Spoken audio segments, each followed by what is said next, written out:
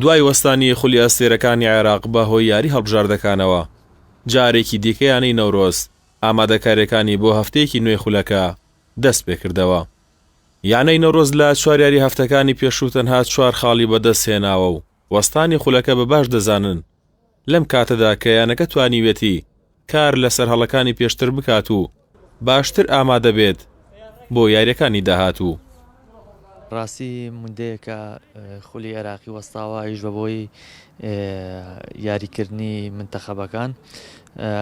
ئەلحەمدولایە ئەمە بەردەوام بووینە لە ڕاهێنانی خۆمان و ڕۆژانە بەردەوام ڕاهێنانمان کردو و خۆمان ئامادە کردو بۆ ئەم یاریە کە لەگەڵ ئامانەی بەغایە لە شاری بەغدا ئیشەڵا بتوانین ئەنجامێکی باش بەدەستبێنین. یاریزانانی یانەکەش بە هیوایەکی نوێوە پێدەنێنە هەفتەی پێنجەم و بەڵێنی گەڕانەوەیەکی باشتر لە پێشتر بە هاندەرانی یانەکەیان دەدەن. خۆتانەزانن لە ڕابردووە ئێمە نەتیجەیەکی وەکو پێویستمان نەبووە بە 4 یاری 4 خاڵمان بەدەستێناوە.